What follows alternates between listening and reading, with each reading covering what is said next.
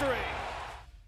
Another week of New York Mets baseball is over, which means it's time to recap the week that was the good. This was a disappointing week for the Mets. There's no other way around it. Let's be frank about it. This was unacceptable. You knew that going into the matchup against the Houston Astros, okay, it's going to be tough. Houston's been one of the best teams in the league, one of the best records in all of baseball. You weren't going up against their best pitchers, but pretty much pitcher that Houston throws is a good pitcher. And the first game of the series against Houston was definitely an ugly one for the Mets. You had Trevor Williams making the start. Trevor Williams is still in the rotation because Max Scherzer's not back.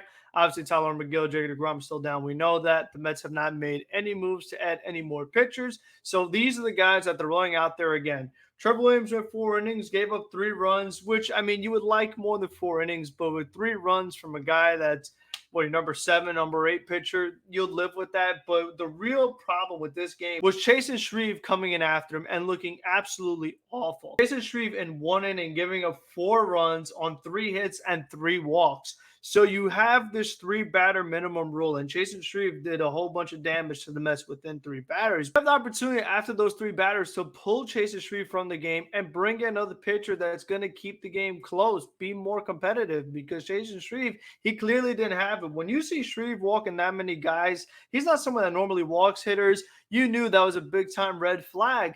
And what concerns me is that the Mets, they didn't really have any other options. Eventually, after the inning was over, the damage was done, they go to Adonis Medina, who he had plenty of traffic on the bases as well, but he goes 3 innings, giving up only 1 run compared to Chasen Shreve of 4 runs in an inning. So we talk about just a lack of depth, lack of guys that could give you length and, go deep into ball games. And the Mets, they were pretty beat up a little bit. They had just had a long stretch of games. You had your series against Milwaukee. You had your series against the Marlins with no off days in between. So you're going into Tuesday with a pretty beat up bullpen. So they really asked a lot of Chasen Shreve. He couldn't get the job done. And what concerns me is that even despite this bad outing and the other bad outings that Shreve has had, he still is on this roster. The Mets have not added another left-hander in the bullpen. You have a guy like Alex Claudio in minor leagues. You have Mike Montgomery, who I don't really trust. But you would just think that it's been so obvious that this guy has been struggling and that you've had some issues in the bullpen.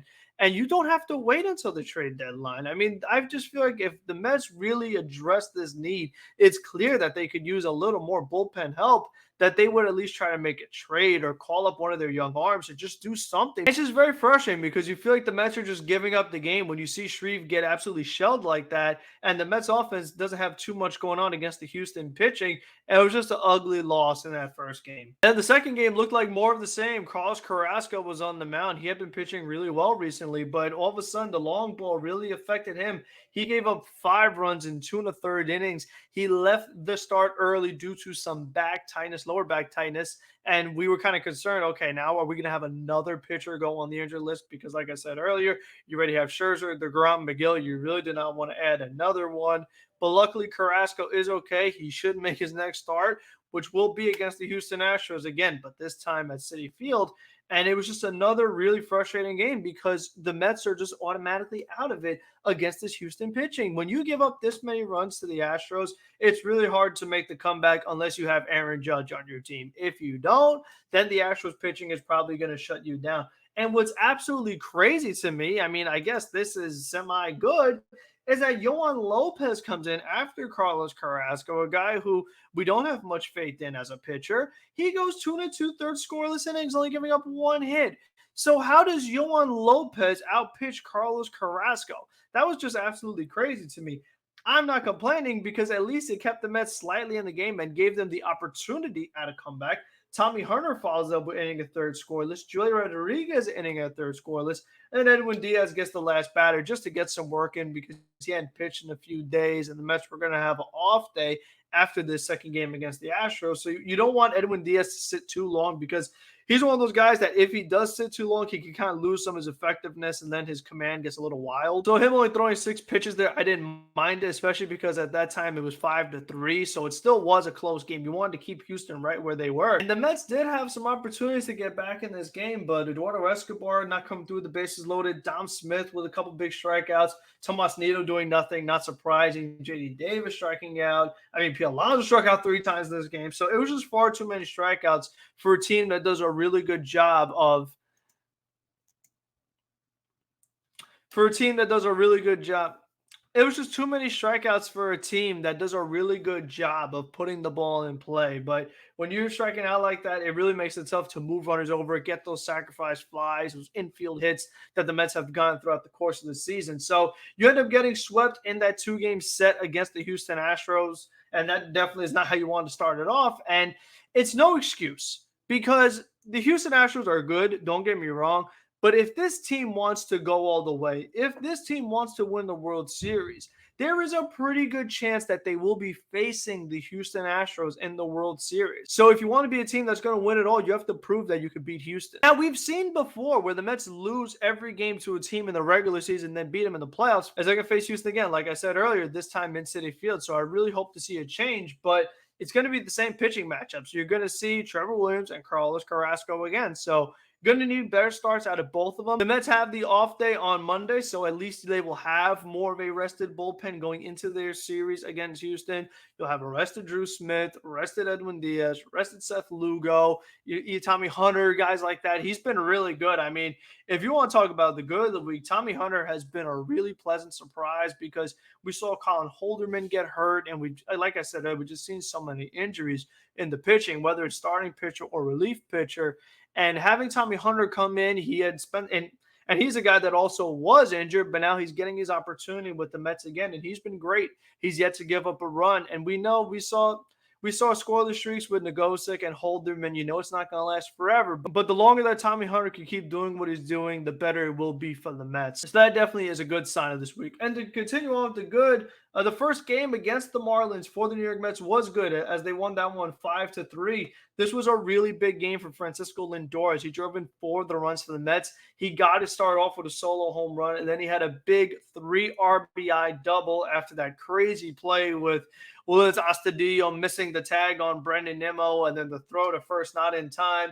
Buck does the challenge. He gets both calls overturned. And the Mets were going up against Sandy Alcantara, who we said in the last recap. Sandy is really good. He's very tough to beat. But this time, the Mets were able to get the job done, which was great. But then when it came to the bullpen, and Taijuan Walker, all things considered, it goes down as a good start. 6 innings, 3 runs, 8 hits, 2 walks. There was a lot of traffic on the bases, but he was able to work his way out of a lot of jams. So as long as he could give you those 6 innings of 3-run ball, one of those walks ended up walking in a run. He struck out 2 batters, but he was not able to get out of the inning. Adam Ottavino had to come in, finish off that 7th inning, and pitch the 8th inning. And I wonder how this outing from Adam Ottavino on Friday affected his outing on Sunday. We'll get to that later. But then you had Edwin Diaz. He had a couple guys get on base, but he got out of it scoreless in the 9th inning. So the Mets take that first game. It was really nice to see.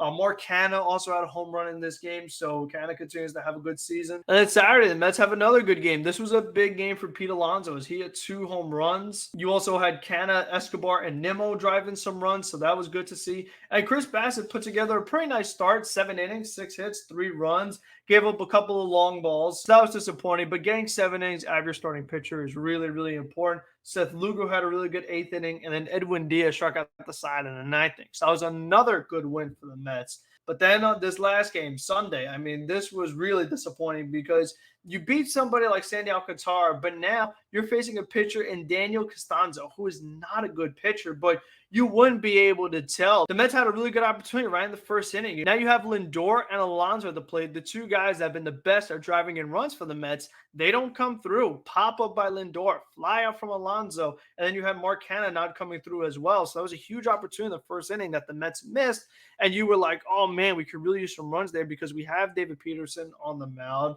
Not somebody who is a great starter, but all things considered, David Peterson, he pitched really good. 7 innings, 4 hits, 2 runs. The long ball got to him as well. He gave up a run early. John Birdie, who else, using his speed to really get around the bases on a ground out and a sacrifice fly after Birdie hit a double. Brendan Nimmo did hit a home run later on. P. Alonso got a bit of a bloop double down the first base line. And J.D. Davis got on a couple of times, but Escobar with some big strikeouts. Luis Guillermo went 0 for 4 in Sunday's game. And Guillermo went 0 for 12 in the entire series against the Marlins. He made a great diving catch in the 9th inning. But in that, Luis Guillermo did not look great in this series against the Marlins.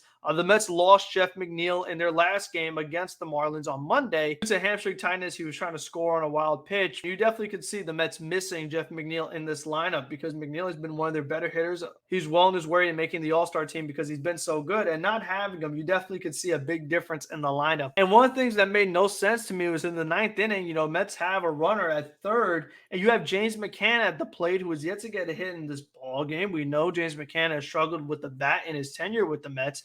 You have Jeff McNeal on the bench just to pinch hit. He doesn't even need to run. Just hit the ball the other way, get a hit like McNeal has done all year. McNeal's been great with runners on base.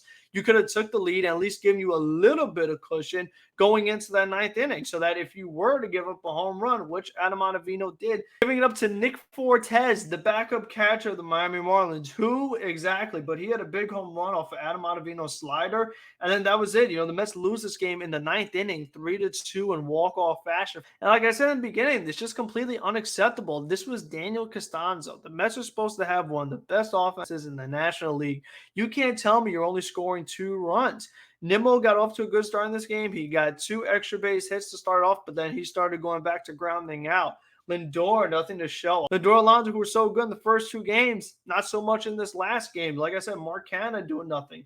Escobar, Guillermo, and McCann combined 0 for 16. And the Mets had plenty of opportunities. They had guys in scoring position, and they were not able to cash in. And I just feel like you really have got to come through there against a team like the Marlins. You got to win those games against an inferior team like Miami when they're not throwing an ace out there. Some of the other things I found interesting throughout the course of the week, my other takeaways, is that Dom Smith, I mentioned him earlier, he is back on the team.